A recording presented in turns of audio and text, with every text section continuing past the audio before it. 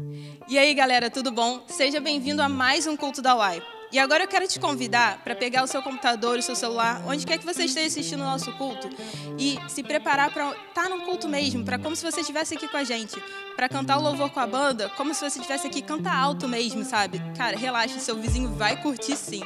E se prepara para ouvir a mensagem. Hoje quem vai trazer a palavra é a Sandriane, e eu tô muito animada para ouvir o que ela vai falar pra gente.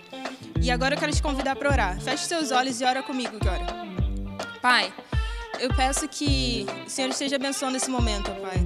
Eu agradeço porque a gente pode estar aqui junto, mesmo cada um em suas casas, juntos para ouvir a Tua palavra, para louvar a Teu nome, Pai. Senhor, abençoa e abre os nossos corações e os nossos ouvidos para o que vai acontecer agora, para esse momento lindo. É isso que eu lhe peço e agradeço no nome de Jesus. Amém. Então, cara, agora você pode ficar sentado, pode ficar em pé, do jeito que você preferir, mas vem louvar com a gente.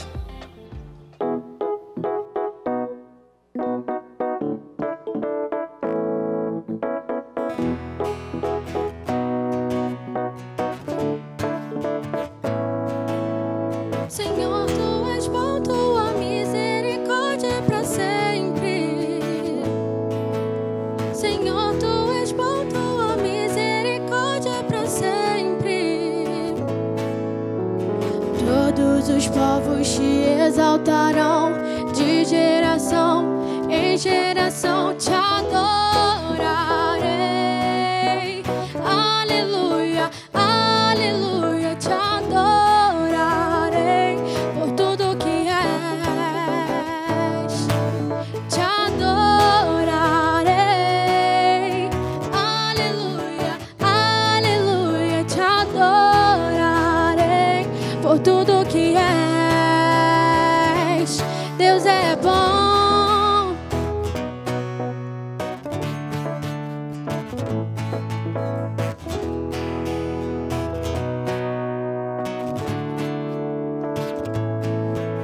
Senhor, Tu és bom, Tua misericórdia é pra sempre. Senhor, Tu és bom, Tua misericórdia é pra sempre. Todos os povos te exaltarão, de geração em geração te adorarei. Aleluia, aleluia, te adorarei por tudo que és. Te adorarei. Aleluia, aleluia, te adorarei por tudo que és. Deus é bom.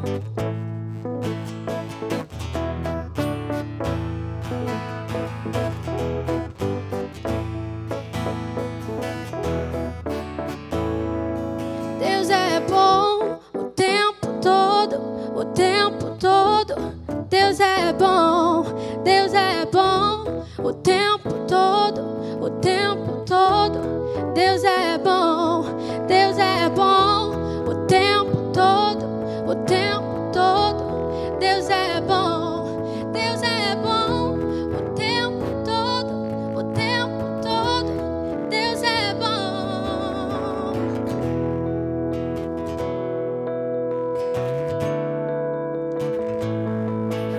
Te adorarei. Aleluia, aleluia, te adorarei por tudo que és. Te adorarei. Aleluia, aleluia, te adorarei por tudo que és. Por tudo que és. Por tudo que és. Deus é bom.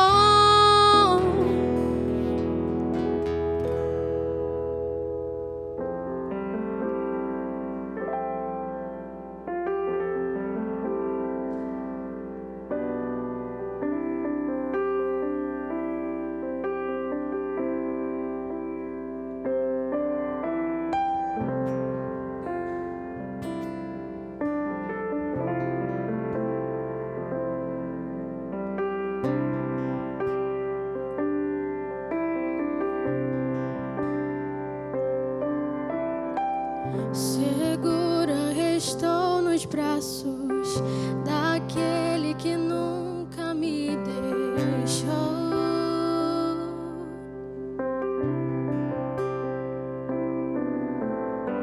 Seu amor perfeito sempre esteve repousado em mim.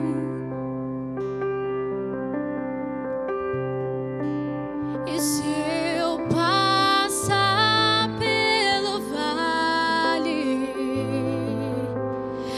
acharei conforto em teu amor, pois eu sei que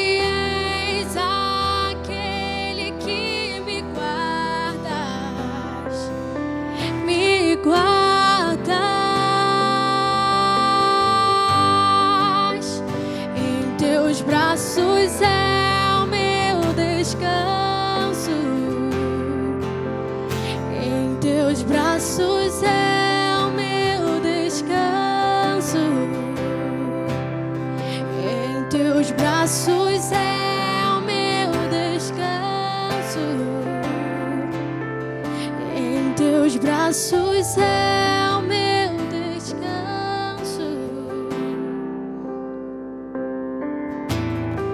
Segura estou nos braços daquele que nunca me deixou.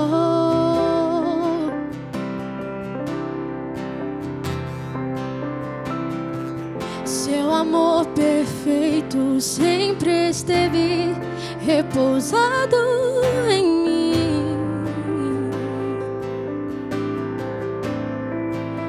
E se eu passar pelo vale, acharei conforto em teu amor, pois eu sei que és aquele que me guardas, me guardas.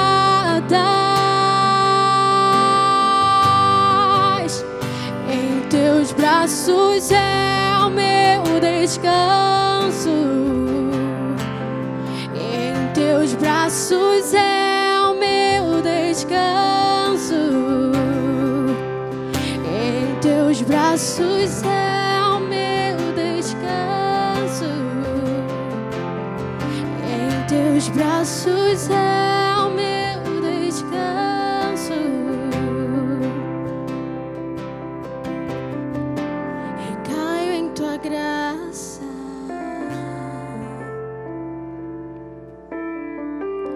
Recaio de novo em tuas mãos. Eu recaio. Recaio em tua graça.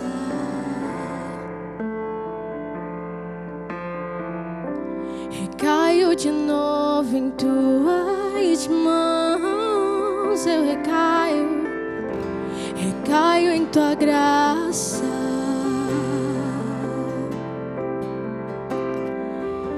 Recaio de novo em tuas mãos. E se eu passar pelo vale, acharei conforto em teu amor, pois eu sei que és aquele que me guardas, me guardas.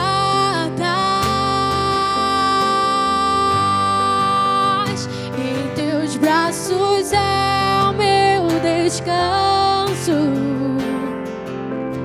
Em teus braços é o meu descanso. Em teus braços é o meu descanso. Em teus braços é o meu descanso.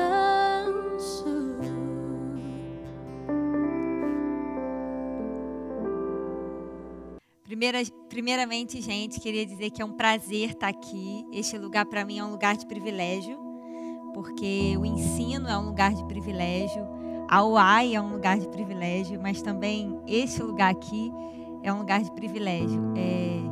Eu Eu me lembro quando viemos aqui pela primeira vez, e eu não podia deixar de mencionar isso, que quando a gente saiu daqui, nós fomos quietos no caminho para casa e num determinado momento a gente falou, a gente compartilhou, né, eu e Tom Zé, um com o outro, o privilégio, o constrangimento de estar vivendo o tamanho privilégio de vivenciar coisas tão novas e tão boas.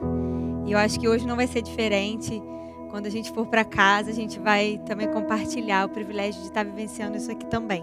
Então, eu queria agradecer o pessoal da UAI pelo acolhimento, pelo recebimento tão carinhoso. É muito bom estar aqui mesmo. Muito obrigada.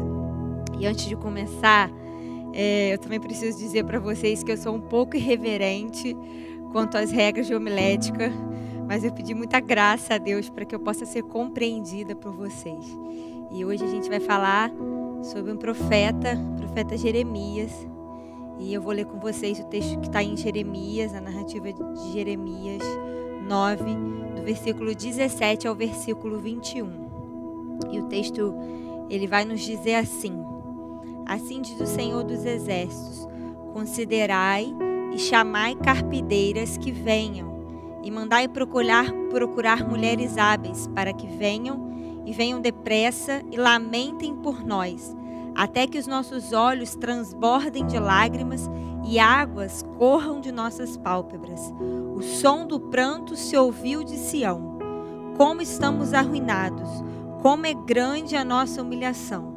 Deixamos a nossa terra porque as nossas casas estão em ruínas. Ó mulheres, ouçam agora a palavra do Senhor. Abram os ouvidos às palavras da sua boca. Ensinem suas filhas a lamentar-se. Ensinem umas às outras a prantear. Porque a morte subiu pelas nossas janelas e entrou em nossos palácios para exterminar as crianças das ruas e os jovens das praças. Bom, gente, qual é o contexto aqui de Jeremias? Não vou contar toda a história do povo de Israel, né? Porque é uma longa história e eu acredito que vocês já estejam também familiarizados. Mas nesse momento aqui, o reino de Israel ele já está dividido. Nós já temos o reino do sul e o reino do norte. E a Assíria dominou o reino do norte e o destruiu. E agora a Babilônia luta contra os assírios e está vencendo os assírios. Então está ganhando essa luta por hegemonia e está amedrontando o reino do sul. E Jeremias ele viveu os últimos anos do reino do sul como um reino independente. Então foi nesse lugar, nesse momento do povo de Israel que Jeremias profetizou. Jeremias profetizou durante o reinado do rei Josias, que foi um rei consideravelmente bom, e Jeremias vivenciou a morte de Josias, e Jeremias já lamentou muito a morte de Josias. Então Jeremias ele é um profeta poeta. E é interessante perceber como a sensibilidade humana ela fica aguçada, né, em momentos de dores, em momentos de tristeza. E Jeremias ele já havia escrito dessa forma poética já na morte do rei Josias.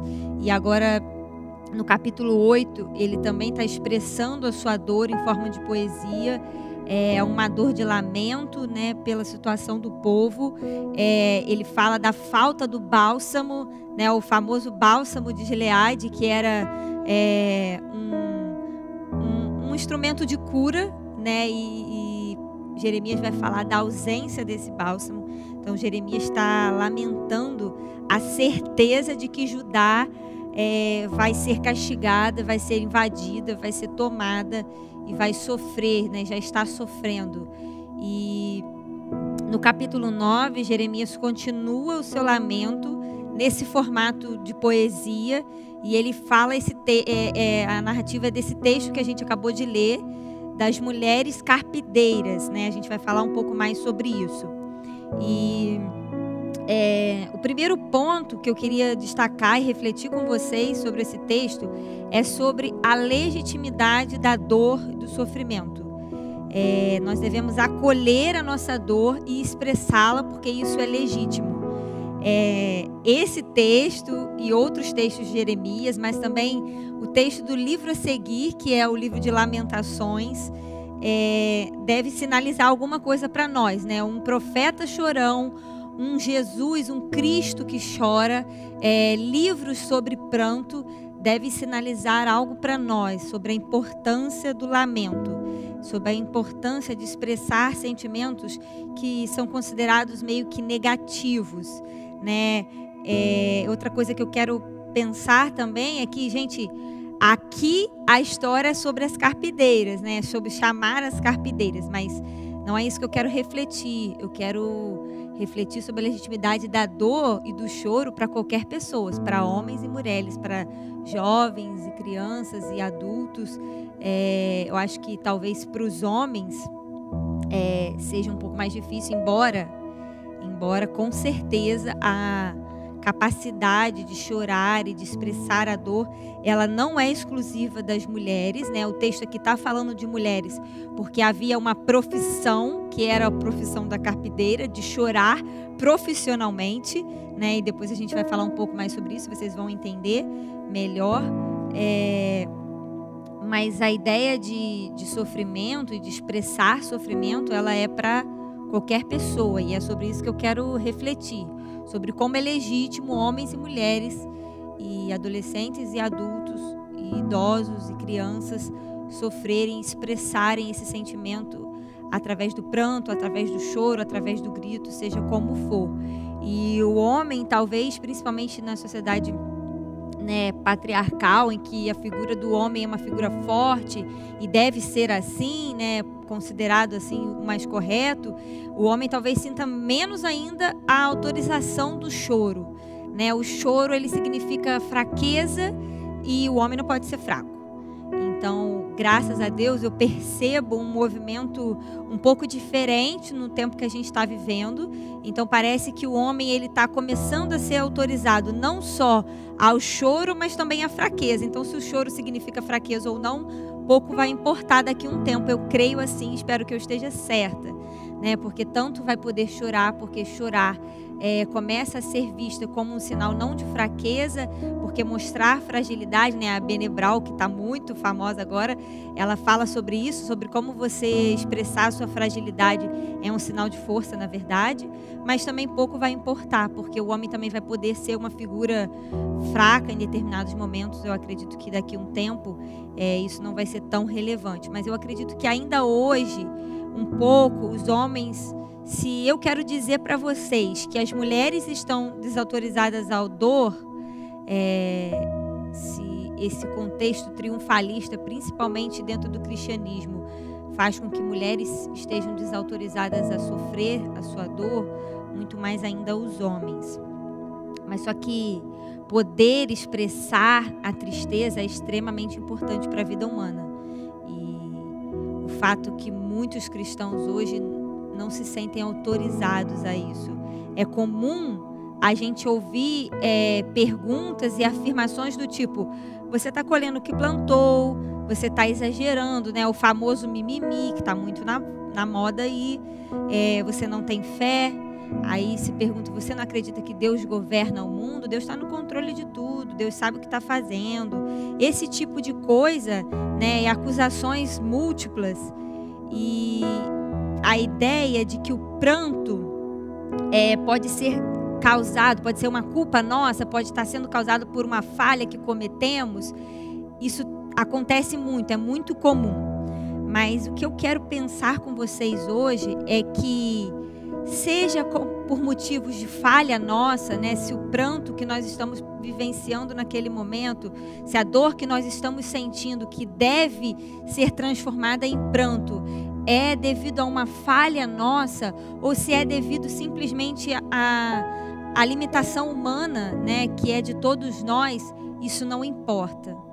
Todo choro deve ser legítimo e deve ser legitimado por todos nós. Nós devemos acolher o choro, tanto o nosso choro quanto o choro de outras pessoas. As carpideiras, elas eram mulheres, né, contratadas mesmo para chorar em cerimônias fúnebres. Mas veja, qual é a ideia do profeta aqui? Venham e lamentem em nosso meio, né? Até que os nossos olhos se transformem, se transbordem em lágrimas e águas corram de nossas pálpebras. Eu não sei se vocês já passaram por isso, mas eu acredito que não é uma experiência minha, eu acho que é uma experiência de muita gente. Quando a gente se pega, a gente passa por várias situações e a gente vai vivenciando aquilo tudo e a gente vai tentando tapear a nossa dor, e aí em algum momento a gente encontra alguém, um corajoso ou uma corajosa que está chorando. E eles estão chorando por alguma dor que estão sentindo e que não tem nada a ver necessariamente com as dores que nós estamos sentindo. Mas aí a gente se une àquele choro e aí a gente vai sentar com aquela pessoa e a gente começa a chorar. E às vezes a pessoa fica até meio, gera até um estranhamento, porque a pessoa está ali derramando uma lágrima por algum motivo, e aí você, ao invés de consolar, você começa a chorar, e às vezes você chora, copiosamente. E talvez, eu acho que isso tenha muito a ver com essa falta de autorização para o choro. A gente fica escondendo a nossa dor, a gente não nos permite chorar a nossa dor, mas aí quando a gente encontra alguém que está chorando a sua própria dor, que é um corajoso, que está vencendo toda essa desautorização, todo esse sentimento de inadequação, a gente aproveita e a gente chora. E a gente percebe em algum momento que aquela dor ali é a nossa dor. E tudo bem, tem a questão da empatia, o que é muito bom. Mas a gente consegue perceber que além da empatia, é uma forma de encobrir o nosso sentimento. Por quê? Porque quando eu estou chorando com alguém, eu não preciso explicar por que eu estou chorando. Na verdade, eu estou chorando com alguém, eu estou chorando porque alguém está chorando. Mas por vezes esse choro também é o nosso choro. É aquele choro não chorado em algum momento, que a gente aproveita para chorar naquela hora. E talvez isso seja essa fuga desse sentimento de inadequação. E o bom é que quando a gente vivencia essa experiência, a gente vai perceber que imediatamente após o choro vem um alívio, E esse alívio é cientificamente comprovado, como as lágrimas, como o derramar das lágrimas, elas literalmente lavam a nossa alma, Elas levam embora a nossa dor, ou pelo menos elas aliviam a nossa dor, E eu gosto de um autor, e ele tem um livro que chama Toque as Feridas, e o nome dele é Thomas Halink, e ele vai falar, eu trouxe uma frase dele aqui, eu quero ler para não deixar perder nada, e ele diz assim: não acredito em deuses e não acredito em religiões que dançam no palco deste mundo sem serem afetados por suas feridas, sem arranhões, sem cicatrizes, sem queimaduras, apresentando na feira das religiões apenas sua graciosidade e conveniente e vistosa. É isso para mim. A gente faz muito isso, A gente torna o cristianismo esse lugar desaprovado à dor, ou pelo menos uma dor por um tempo um pouco maior, A gente não quer falar de derrotas, a gente não quer falar de sofrimento, a gente quer falar de como é bom viver com Jesus, de como o crente é alegre, de quanto lembrar que a vida após a morte e a vida com Jesus após a morte nos traz esperança, e a gente quer fazer tudo isso, mas isso está tudo bem, de certa forma está tudo bem. A gente só não pode fazer isso em detrimento ao choro, silenciando aqueles que choram, aqueles que sentem a sua dor. A gente precisa lembrar que feridas não são vergonhas e que Jesus mesmo mostrou as suas feridas. Jesus mostra as suas feridas quando ele chora, são feridas emocionais, feridas da dor da perda de alguém, quando ele chora por Lázaro. Jesus chora por Jerusalém, que é até uma identificação aí com Jeremias, que também está chorando por esse mesmo motivo. E Jesus também mostra as feridas físicas.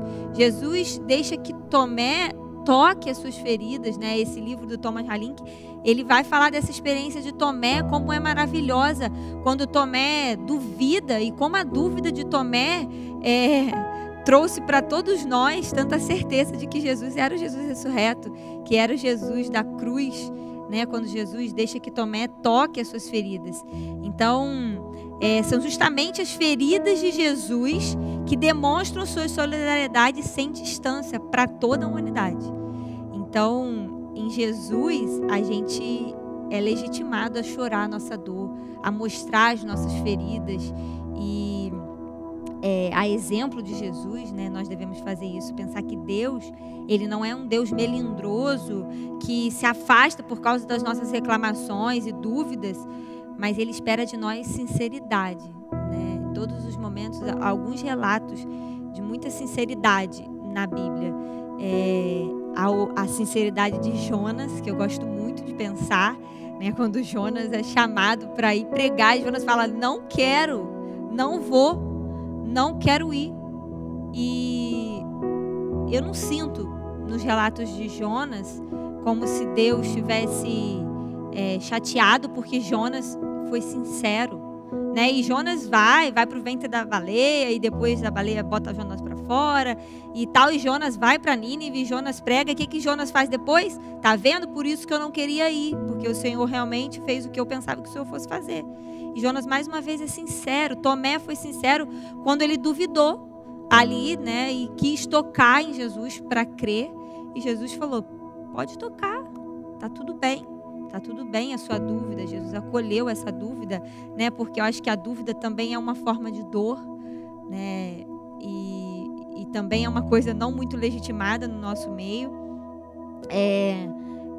Então tem assim, alguns relatos de autenticidade também. A gente até falou sobre isso numa vibe, que é a autenticidade de Maria Madalena, quando Maria Madalena chora lá no sepulcro, e também conforme ela chama Jesus de Rabone, que é ali um momento de autenticidade, né, de transparência.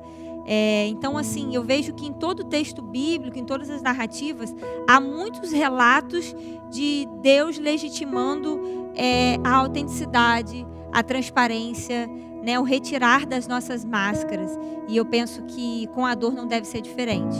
Que Deus espera de nós que nós sejamos sinceros quanto àquilo que estamos sentindo, e que isso vai nos fazer muito bem. O segundo ponto que eu queria trazer para a gente refletir é que a gente deve chorar nossa dor, porque a dor pode demorar a passar, o dia pode demorar a amanhecer.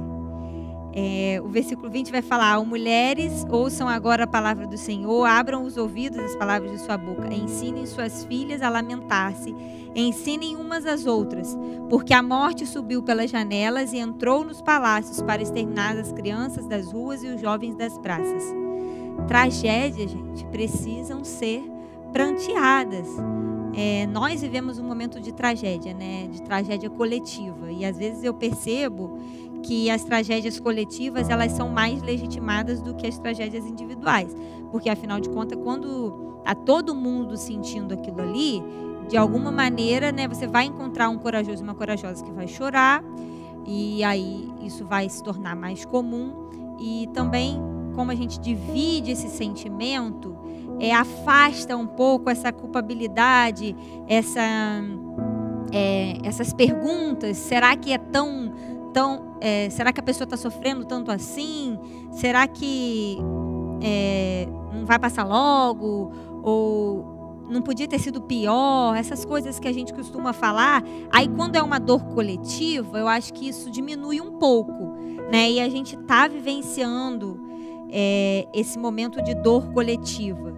E essas frases que a gente fala são frases assim, penso que imbuídas de boas vibrações, né, como as pessoas gostam de falar, talvez até de boas ideias, né, de boas intenções. Quando você diz para alguém: não, vai passar logo, isso vai passar, esse sentimento vai passar, nem foi tão ruim assim, veja para o outro lado, né, poderia ter sido pior. Esse tipo de coisa, eu acho que realmente talvez tenha uma boa intenção, mas eu temo que isso seja interpretado pela pessoa que sofre, que seja traduzido para o ouvinte sofredor como um silenciamento, sabe? É como se você estivesse encerrando aquela conversa. quando você abraça a pessoa e dá aquele tapinha, né? E agora nem abraçar a gente pode. E você fala, isso vai passar. É como se você não quisesse ouvir o que a pessoa tivesse para dizer. Ao invés de você falar como você está se sentindo, sabe? Quer traduzir em palavras ou quer traduzir em pranto? Quer gritar? Quer, né, expressar de alguma maneira? Então, me preocupa que essas palavras, que essas frases, elas sejam, na verdade, esse silenciamento da dor. E, gente, não tem nada mais triste. Eu acho que, para mim, o me silenciar de qualquer forma é muito doído. Eu gosto de estar em lugares e ter espaço de fala, de poder dizer aquilo que eu penso, aquilo que eu acredito, aquilo que eu estou sentindo. Mas silenciar alguém que sofre, impedir alguém de expressar a dor da forma como ela está sentindo, da forma como ela quer expressar, eu acho que é uma coisa muito cruel. Então é algo que a gente precisa perceber nessas palavras e talvez tentar mudar um pouco essas palavras. Ao invés de dizer vai passar, a gente talvez tentar entender o que a pessoa está sentindo. Talvez a gente legitimar e falar, nossa, é muito duro mesmo que você está passando, é muito triste, eu sinto muito por essa dor. Porque é isso que eu penso, né? Eu gosto muito do André Valadão, eu tenho seguido ele nas redes sociais, eu tenho me divertido muito vendo as respostas que ele dá a algumas caixinhas. E eu acho, tá? Não vi nenhuma caixinha desse tipo, mas eu acho que se ele tem esse perfil, e eu acho que se alguém perguntasse para ele onde Deus está quando a humanidade está sofrendo, eu acho que o André Valadão falaria, Deus está sofrendo também. Deus também está chorando. Aonde Deus está e o que Deus está fazendo enquanto a humanidade chora, enquanto você chora a sua dor, Deus está chorando com você. É realmente o que eu acredito. No versículo 20, essa poesia vai dizer para a gente que as mulheres elas devem ensinar suas filhas e as suas vizinhas, né? Eu acabei de ler esse texto novamente, essa parte. E isso pode sinalizar duas coisas. Pode sinalizar que aquele sofrimento ali, daquele contexto, vai permanecer por muito tempo, porque afinal de contas, você está sofrendo e você está ensinando a sua filha e, né, as gerações que vão vir, porque você sabe que elas também vão enfrentar aquela dor. Mas também pode trazer a ideia de que mesmo que não seja aquela dor, porque talvez aquela dor ali, o enfrentamento da invasão de Jerusalém e aquela dor específica, entendem? Talvez aquela dor ali realmente não seja uma dor que os filhos vão enfrentar, que as filhas vão enfrentar. Mas outras dores virão, né? Outras dores virão. Eu tenho um amigo que passa, inclusive, nesse momento por uma grande dor, né? Já tem alguns anos, na verdade, que ele tem enfrentado uma grande dor. E ele sempre diz que o dia mau ele vem. Uma hora ou outra ele vem. De um jeito ou de outro ele vem. Pode ser de repente ou pode ser, né, depois de um ano de pandemia, como algumas pessoas têm vivenciado agora. Mas pode também ser de uma hora para outra. Mas quando a dor ela nos assaltar, vai ser um refrigério. Ter pessoas que decidiram não esconder as suas dores, mas que fizeram dessas dores um testemunho. Pensa comigo se não é estranho quando a gente está em um lugar de dor, um lugar de muita dor, e a gente olha e a gente não encontra ninguém que tenha vivido aquela mesma dor. Pelo contrário, a gente às vezes encontra pessoas que passaram pela mesma coisa, mas não sentiram daquela forma, ou às vezes silenciaram a sua dor. E aí aquilo ali nos traz um incômodo, né? Nos traz uma sensação ainda mais, né? Se eu estou dizendo para vocês que eu acredito que essa sensação, esse sentimento de inadequação, ele já existe, nesse momento, quando você olha ao redor e não vê ninguém que já tenha passado pelo que você passou, sofrendo tanto quanto você está sofrendo, você se sinta ainda mais inadequado. Eu acho que o caso da infância é um bom exemplo para isso. A infância, ela foi por muito tempo romantizada, né? Todo mundo fala, minha infância, que saudade da minha infância, saudade de não ter nada para fazer, né? De ficar à toa, esse sentimento de desafazeres e brincadeiras, né? E férias, e comer besteira e tal. Só que isso não é realidade para muita gente. E esses traumas da infância ficaram guardados dentro de muita gente, porque olhava para o lado e falava assim, poxa, a infância do cara foi perfeita, a minha também foi. Então você se apropria daquela experiência do outro, que talvez nem seja real também, mas você se apropria dela para manter uma lembrança, uma memória que não é real, mas que é uma memória mais aceita. É uma memória mais comum de infância. E aí, esses traumas começaram a cobrar a conta, né? Começaram a vir à tona na nossa fase adulta. E eu acho que a nossa geração é uma geração que passa muito por isso. Aí, muita terapia, né? Graças a Deus pela terapia, graças a Deus porque os olhos da humanidade, de um modo geral, estão se abrindo e os preconceitos estão sendo vencidos.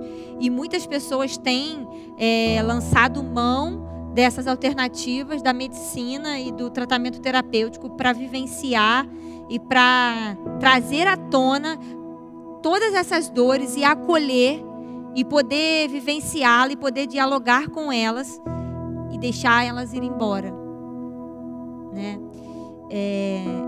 Então hoje eu acho que a gente também está numa virada, né? Talvez essa virada já tenha até acontecido, eu não sei bem se para todo mundo, mas hoje a gente ouve frases do tipo, não romantizem a infância.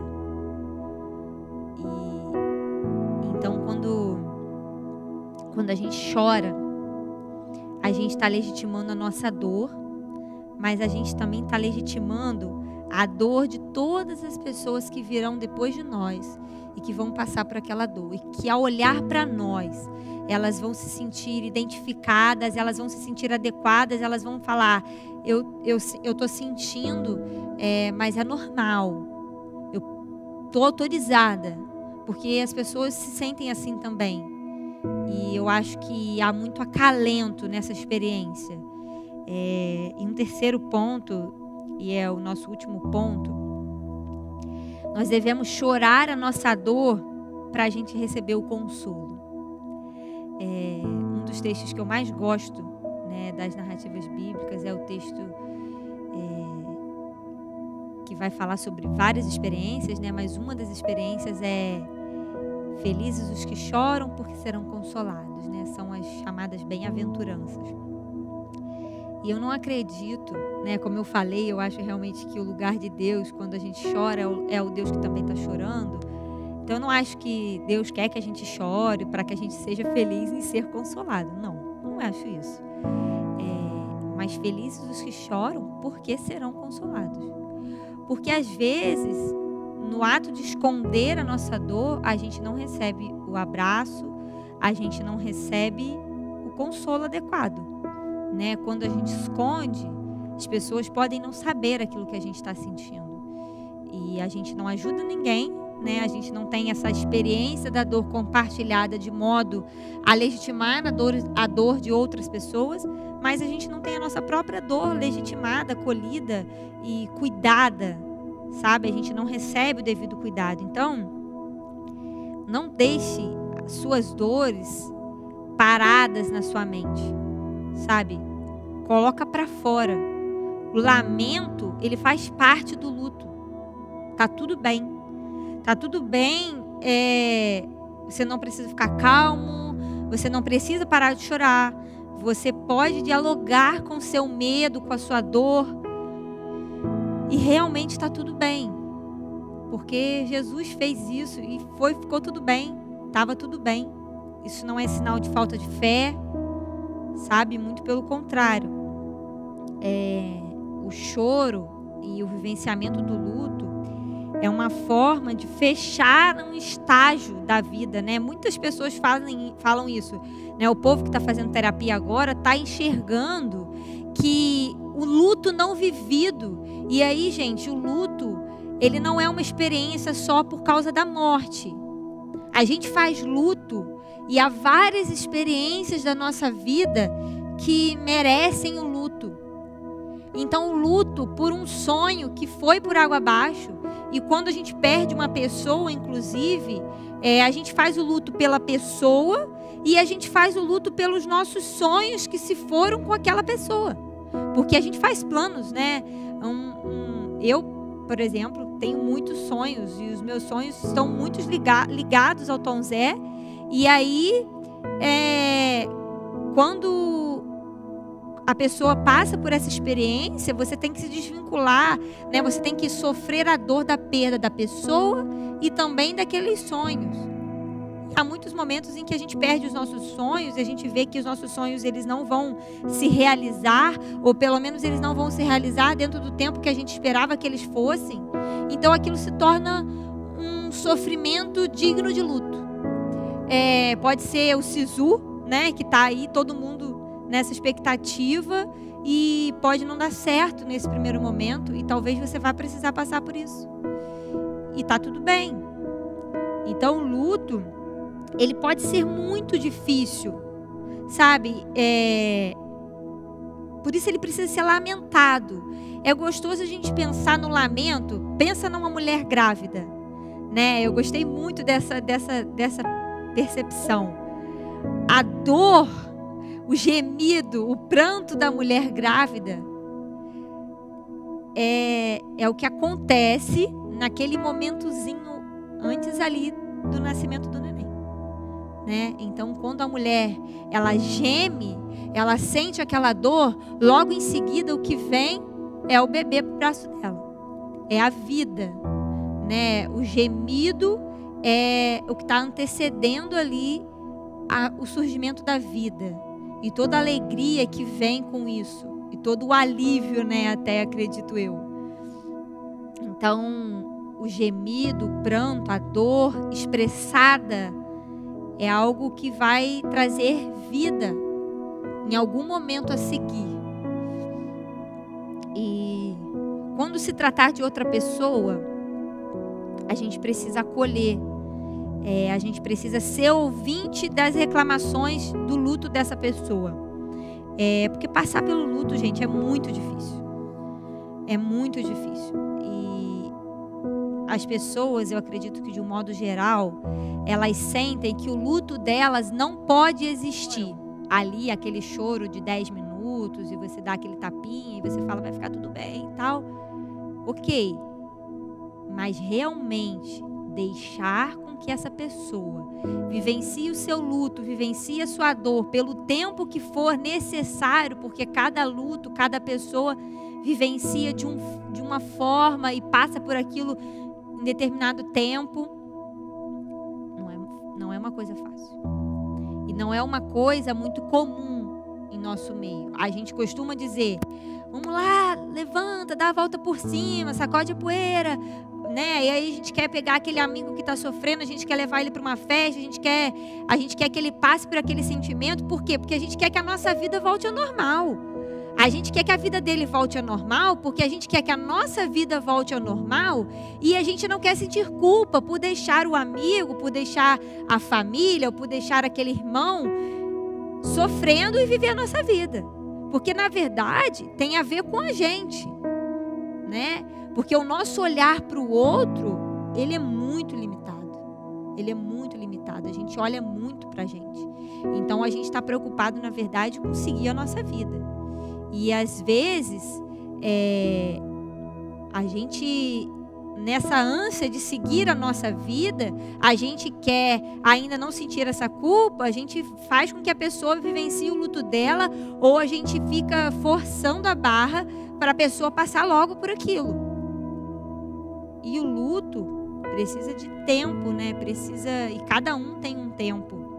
Então, a gente tem que olhar e pensar, Já pensou se essa pessoa, ela não consegue olhar para si e se ver sem aquele luto? Naquele momento, aquele luto, aquele pranto é maior. Eu acho que Jeremias se sentiu muito assim. Jeremias sofreu muito. Jeremias sofreu muito. Não é à toa que Jeremias foi considerado, né, chorão, e que o livro de Lamentações, inclusive, é atribuído a Jeremias. Ele sofreu muito e ele expôs muito a sua dor. E tem pessoas que estão passando por isso. Tem pessoas que estão passando por isso nesse momento. E aí você imagina uma pessoa que ela não consegue se olhar sem aquela dor. E aí ela acha que ela não pode existir. Porque a gente quer viver com ela, mas a gente não quer viver com a dor dela.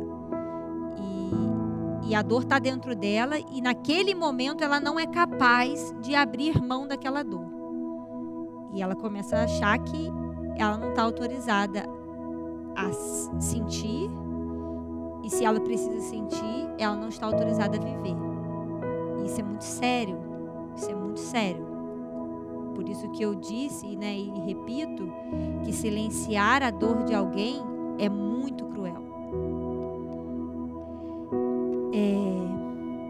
Porque a morte subiu pelas nossas janelas e entrou em nossos palácios para exterminar as crianças das ruas e os jovens das praças. Como não prantear? Né? Como não prantear nessa situação que a gente está vivendo, em que a gente tem um número absurdo de pessoas morrendo todos os dias, né? Não são mais, infelizmente, né, na verdade, para alguns de nós, em algum momento até foi um número. Talvez não deveria ter sido em nenhum momento, mas talvez foi. Mas agora não é mais mesmo, porque é o seu vizinho, é o seu parente, e as pessoas estão sofrendo. E eu acho que a igreja e nós, os cristãos, que temos essas narrativas, temos a vida de Jeremias, temos a vida de Jesus, como exemplo de pessoas que viveram a sua dor. A gente precisa ser esse lugar em que as pessoas possam expressar as suas dores, entendendo que está tudo bem. Que a fé, ela não nos impede, né? Ela não nos poupa do luto. Ela não nos poupa do luto. Mas, apesar de estar enlutado, não ser um sinônimo de falta de fé, e prantear não ser um sinônimo de falta de fé, a gente precisa saber que Deus é conosco na nossa dor, no nosso pranto, que a gente está seguro nas mãos dele e que delas a gente não vai cair. Na Bíblia conta uma história, né, a história do profeta, outro profeta, o profeta Elias. E Elias passa por um momento de dor, de medo, né? E Elias se esconde na caverna. E eu gosto muito desse texto porque quando Deus visita Elias na caverna, Deus diz para Elias assim: o que você está fazendo aqui? Isso significa que Deus estava ali com Elias. Isso é muito gostoso, gente. Isso é muito gostoso, né? Ele não virou para Elias e falou: o que você está fazendo aí? Não, é o que você está fazendo aqui, sabe? E Deus dá a Elias o que ele precisa para ele sair da caverna. Deus acolhe a dor de Elias e o sustenta, e ele vence aquele medo. Então, quando a gente chora, quando a gente põe para fora, é uma forma da gente viver, mas também uma forma da gente ultrapassar esse medo. Então a gente precisa acolher a dor das pessoas, acolher a nossa própria dor e saber que Deus é conosco no meio da nossa dor. E que Deus é Deus e Ele continua sendo Deus. E a nossa vida está segura nas mãos dele. Eu gosto muito dessa expressão, e delas a gente não vai cair. Nesses últimos tempos, acho que todos nós estamos nesse lugar, né? Por hora, todos nós estamos nesse lugar de sofrimento, de dor. E que Deus nos dê a graça, né, da gente conseguir elaborar as nossas dores por meio da oração, mas também por meio de desabafos, né, com pessoas que nos dê segurança, por pessoas conselheiras que também consigam acolher essa dor, por profissionais da saúde, né? A minha oração é que a gente tenha acesso a isso, porque muitas vezes é necessário, e que a gente se sinta autorizado pela igreja, né? Porque a gente fala assim, importante é que Deus pensa, não é mesmo? Mas a verdade é que a gente sabe que a opinião desse corpo, né, que se chama igreja, é importante para a sociedade de um modo geral, muito mais para quem está aqui dentro, né?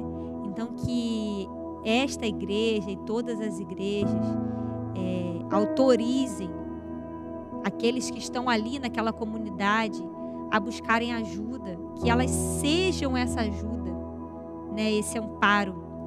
É o lugar que a gente tem agora, e esse dia ele pode demorar a amanhecer. Pode mesmo demorar a amanhecer, mas está tudo bem, porque Deus, ele segura a nossa mão, né, durante essa noite escura, e ele continua sendo Deus. É isso que eu queria que você guardasse no seu coração. Tá tudo bem você sentir a sua dor, e Deus, ele continua sendo Deus, e ele está segurando a sua mão nessa hora de dor, e que você também se coloque nesse lugar, né? Quando na caverna, antes da experiência de você estar aqui com Deus, Elias passa a experiência do anjo. Depois dá uma olhada. Que vocês sejam anjos, né? Que nós sejamos anjos também na vida das pessoas. Que a gente possa tocar as pessoas como anjos. Vou orar. Senhor, a gente quer bendizer o Teu nome, Pai. A gente quer agradecer. Agradecer, Pai, porque as narrativas bíblicas, elas são tão preciosas, Deus, e elas apontam para coisas tão relevantes para nós. Muito obrigada, Deus, por essas narrativas. Obrigada por esses homens, por essas mulheres que, através das suas vidas, das suas histórias, de todas as histórias contadas e narradas no texto bíblico, a gente pode encontrar ensinamentos. E que hoje a gente saia, Pai, desse culto com essa autorização tão importante para tantas pessoas, né? A autorização do próprio texto bíblico, que conta a história de um profeta chorão, que tem um livro só para pranto, que é o livro de Lamentações, que conta a história de um Cristo que derrama suas lágrimas, que a gente sinta autorização, que a gente perceba essa autorização para sentir e expressar cada dor que tem dentro de nós. E são tantas as nossas dores, Deus, esse mundo é um mundo de dores. E acolher a nossa dor, viver a nossa dor, é necessário.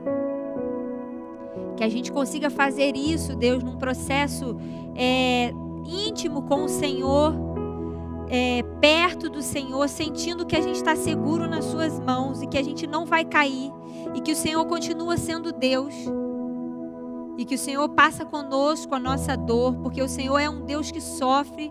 O Deus do cristianismo é um Deus de feridas, é um Deus de dores. E é esse Deus que nós servimos, é esse Deus que nós amamos, é esse Deus a quem queremos perto de nós. Que todos possam sentir isso, Deus, é a minha oração. Que a gente também possa se colocar, Pai, num lugar de anjos, de conselheiros, de pessoas que acolhem a dor do outro, que acolhem a sua própria dor, mas que também acolhem a dor do outro. Que as nossas dores sejam testemunhos para que outras pessoas possam se sentir legitimadas na hora do sofrimento.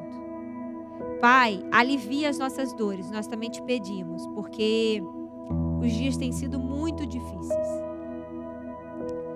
Que o Senhor coloque a sua mão sobre nós, Deus, e que a gente sinta, Pai, o consolo que está prometido ali em Mateus para aqueles que estão chorando. É a nossa oração em nome de Jesus. Amém. É isso, galera. Foi muito boa essa mensagem. Eu espero que ela tenha tocado o seu coração, assim como tocou o meu. E a gente está encerrando agora, mas eu espero que você esteja aqui com a gente semana que vem. E não saia ainda, porque ainda tem informação no final do vídeo. Um beijo, fica com Deus.